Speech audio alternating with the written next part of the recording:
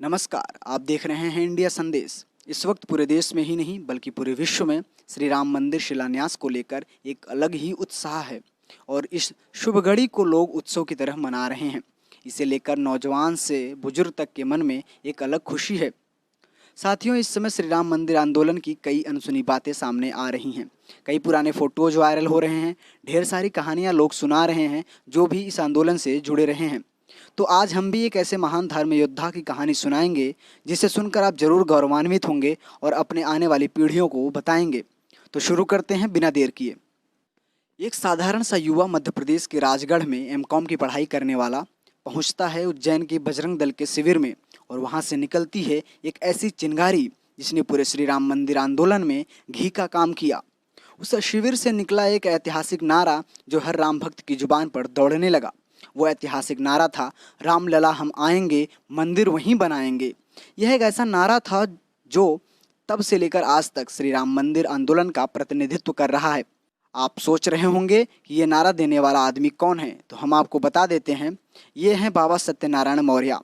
आज ये 55 साल के हो चुके हैं। ये सिर्फ बाबा ही नहीं, जैसा कि इनके नाम से पता चलता है, ये कुशल चित्रकार, लेखक, कवि, गायक, संगीतकार होने के साथ साथ एक कुशल और क्रांतिकारी वक्ता भी हैं जो खुलकर अपनी बात रखते हैं। किसी नेता, धनिक या सरकारों से डरने वाले नहीं हैं। बहुत विद्वान आत्मा है बाबा सत्यनारायण मौर्य।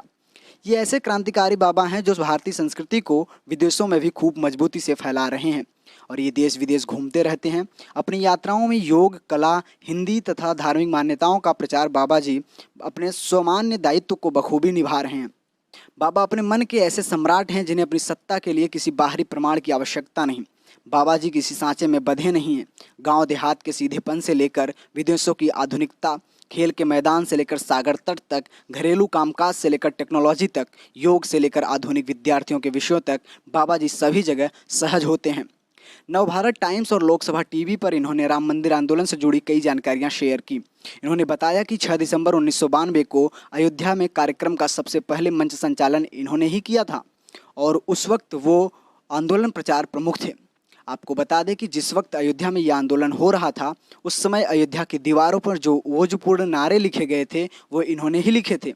उन पर सुंदर चित्र इन्होंने ही बनाए थे जिसे देखकर हर कोई श्रद्धा से भाव विभोर हो जाया करता था और आंदोलन में बढ़ चढ़कर पूरे जोश के साथ हिस्सा लेता था। बाबा सत्यनारायण मौर्य विश्व हिंदू परिषद के संस्थापक और उस वक्त के अध्यक्ष स्वर्गीय अशोक सिंघल जी के बहुत करीबी लोगों में से एक थे। अशोक सिंघल जी बाबा को बहुत स्नेह करते थे और कई अहम जिम्मेदारियां भी दे रखी थी जिसे बाबा जी पूरी जिम्मेदारी से निभाते थे। बताया जाता है कि जब विवादित ढांचा गिरने के बाद श्री राम लला का मंदिर त्रिपाल से बनाया गया, जो अब तक था उसे अशोक सिंघल जी के कहने पर बाबा सत्यनारायण मौर्य ने ही बनाया था। उस वक्त अशोक सिंघल जी ने कहा था कि इस स्थान पर अस्थायी मंदिर का निर्माण होना चाहिए, नहीं तो हिंदुओं का दावा कमजोर पड़ सकता है। इस बात को समझते हुए बाबा सत्यनारायण मौर्य ने तुरंत तिरपाल से रामलला का अस्थायी मंदिर बनाया था। आज बाबा जी कई अन्य महत्वपूर्ण कार्य कर रहे हैं और कई आंदोलन को वो गति भी दे रहे हैं। इसके अलावा वो अपनी चित्रकारी से समाज में अपने इतिहास और परंपराओं से आज की युवा पीढ़ी को जागरूक कर रहे हैं।